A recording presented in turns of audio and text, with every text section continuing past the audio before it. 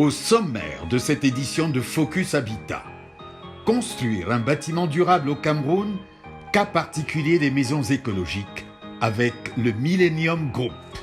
Notre invité du jour est Alain Mougan, expert immobilier, promoteur du concept Pacha, programme d'accès à l'habitat social.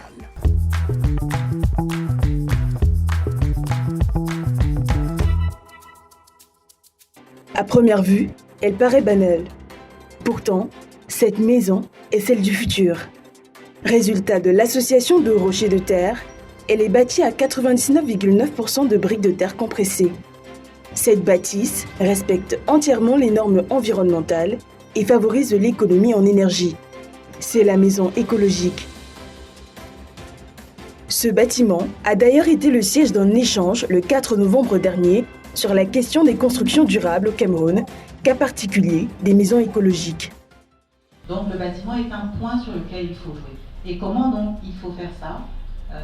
Il faut donc modifier le cycle de vie du bâtiment, donc changer la façon dont on les conçoit, la façon dont on les construit et la façon dont on les exploite. Ça c'est de un, mais il faut aussi changer les habitudes des habitants. Et c'est pour ça qu'on dit tout le monde doit participer. Ça ne peut pas être une seule personne. Si les techniciens changent la façon dont ils construisent et dont ils conçoivent, il faut aussi que les habitants changent leur mode de vie. Alors c'est ça l'éco-construction. Un bâtiment alliant modernité et protection de l'environnement, tel est le but visé par Millennium Group, l'entreprise derrière cette initiative.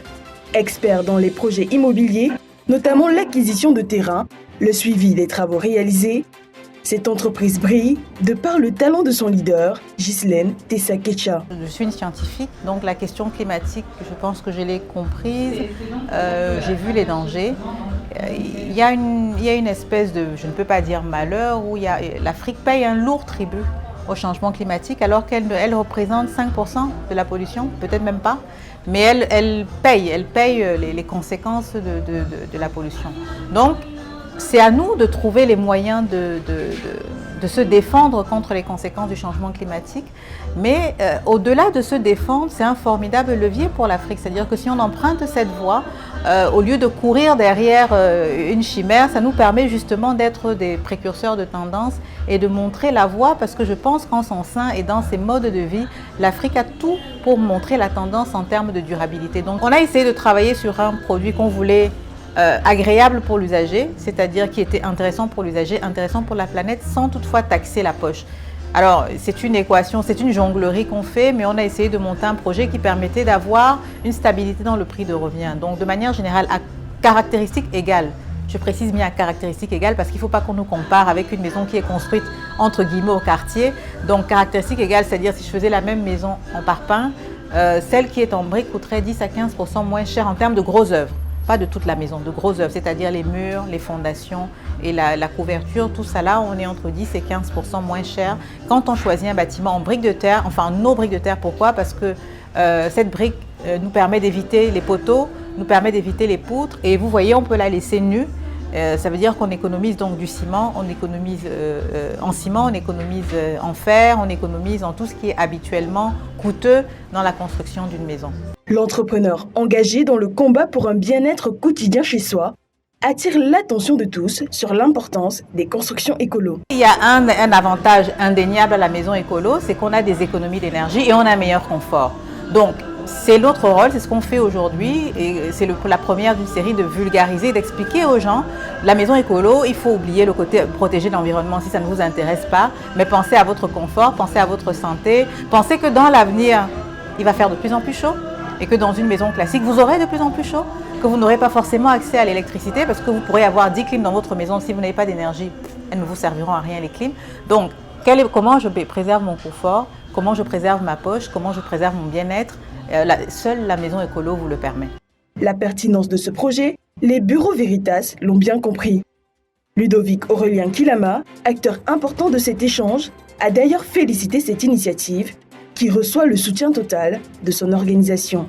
Le bâtiment durable est une thématique actuelle qui est importante et qui est importante pour la population et qui est importante pour le bureau Veritas, qui a aujourd'hui ce qu'on appelle une ligne verte, où on essaie de suivre tous les acteurs de l'industrie de la construction de manière à participer, à porter notre pierre dans le processus de décarbonatation du secteur de la construction. Nous accompagnons Millennium à travers nos missions régaliennes, c'est-à-dire on s'assure de la solidité du bâtiment, on s'assure de la sécurité des installations, notamment les installations électriques, parce que ce qu'il faut savoir, on parle de durabilité, mais si vous avez un court-circuit demain, si vous avez un départ de feu dû à une mauvaise installation électrique, vous avez un problème de durabilité puisque votre bâtiment ne va plus durer. Donc on l'accompagne sur ces aspects de solidité, de sécurité des installations. Le bâtiment écologique, un moyen d'assurer son avenir, tout en participant à préserver celui de la planète.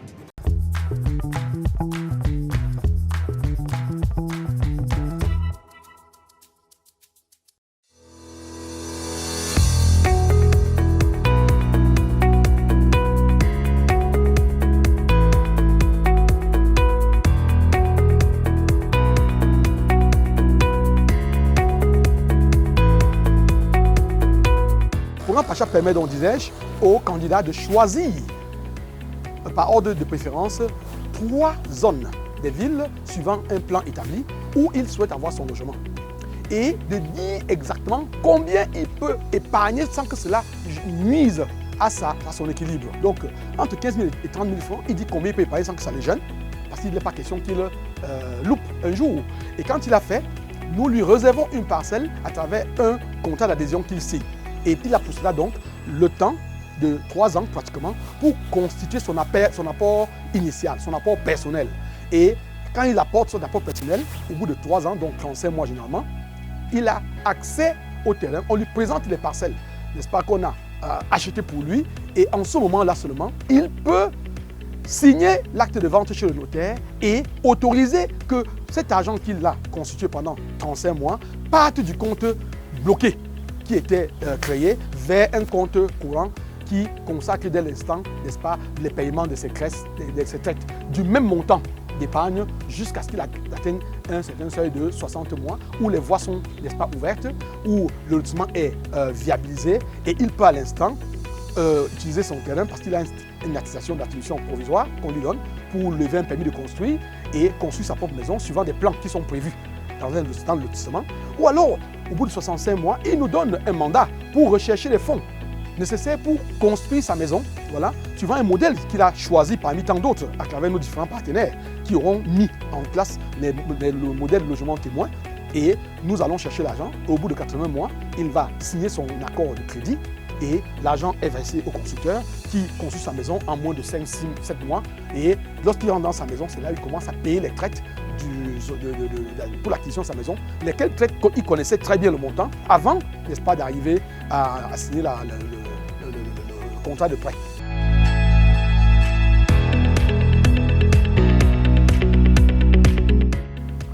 Ça innove parce que le candidat adhérent n'a rien à faire que de cotiser le minimum qu'il a choisi.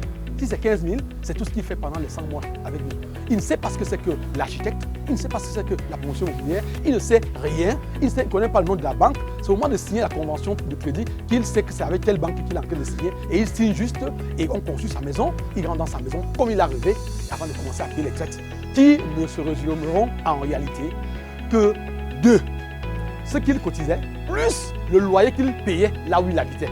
Donc ce sera quelque chose de très faible, en sorte qu'en cas de difficulté, ce ne soit pas pénible pour lui de payer, n'est-ce pas, les traites de son qui permettent d'avoir sa maison.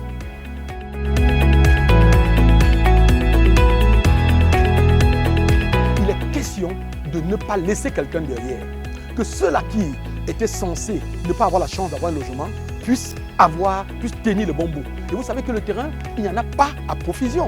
C'est la denrée la plus rare qui existe.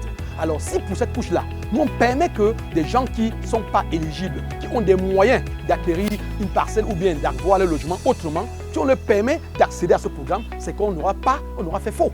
On n'aura pas atteint nos cibles, on n'aura pas aidé notre cible. Le programme Pacha est fait pour les gens qui n'ont vraiment pas de chance d'accéder au logement si on ne les accompagne pas.